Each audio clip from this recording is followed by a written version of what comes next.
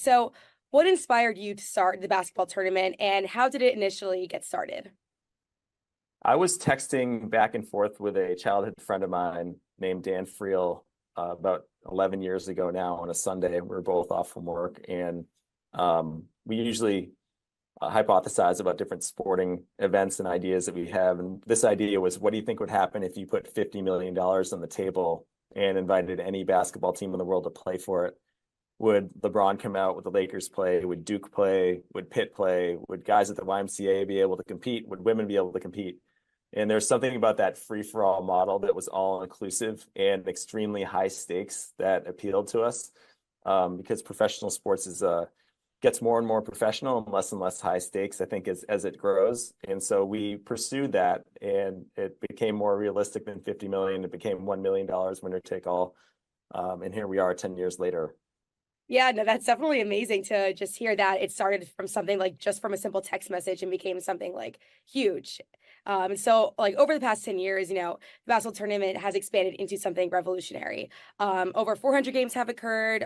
You paid out over $10 million in prizes. You collaborated with many large corporate partners such as ESPN and other companies. So what does this major accomplishment look like for you as founder and CEO? It's hard to have envisioned we'd be where we are. I don't think we really looked this far ahead. So like in TBT, I think for the first 3 years alone, every single venue we tried to play in said no to us, even though we were renting them. But I think for us, every day we're trying to make improvements on a daily basis. So we don't really take much time to take our head up and look around and see where we are.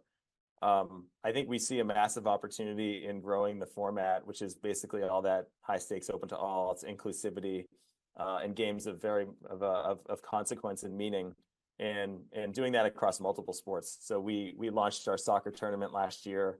In addition to basketball, we now have two, and then we just launched our women's soccer tournament a few weeks ago. So we're expanding this model out, and I think as we envision our future, it'll encapsulate many different sports. Yeah, thank you. So then this year, TBT is coming to the University of Pittsburgh, which students here, like myself at Pitt, are incredibly excited to see, as well as the zoo crew being able to manage the event. What does this year's tournament look like? How do you think the University of Pittsburgh will create a loud energy to draw attention to this year's event?